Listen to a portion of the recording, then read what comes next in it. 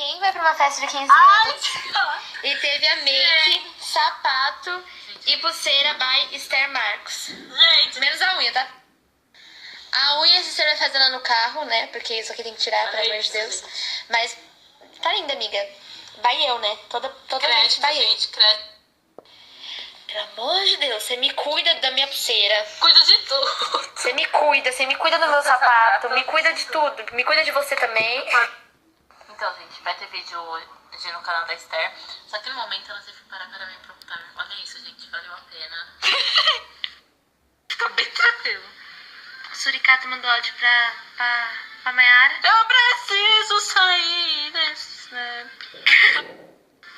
Gente, meu filho ainda não sai por causa dessa criatura que não sai da minha casa. Gente, daqui a pouco ela sente falta. Ai, meu Deus. Não! Mayara tá falando voltar, ficando com as mensagens. Mano, nem pra ler as mensagens. Por isso que eu prefiro o tablet, mano. Porque dá pra ler e perguntar.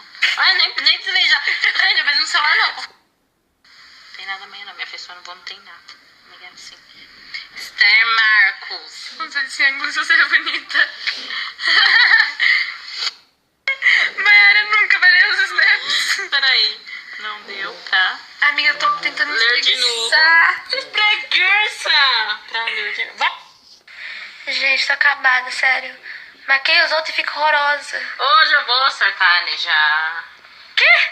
É isso que eu tô vendo aqui. Acha, gente? Esther! Meu, mas que caramba! É o que você segue. Pois é. As pouca vergonha. Procure Deus com a mesma vontade. Como é a frase? Adorei aquela frase. Como é? Procure Deus. Com a mesma intensidade do que você procura Pokémon. Vai seus trouxas esse jogo do demônio aí. Nossa!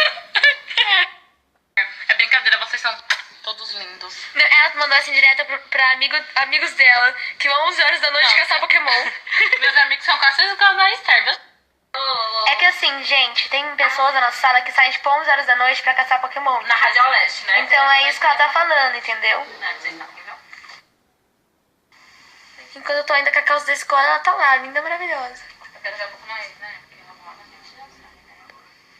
A gente Eu vou não. trazer um pai unção. Mayara, você vai trazer o quê? Da festa de 15 anos? Vai trazer o quê? Um pai unção. Um banho-som na festa de 15 anos. Ué, nós converte. Até parece. Mayara tá se sentindo o pitel. O que foi isso? Nossa,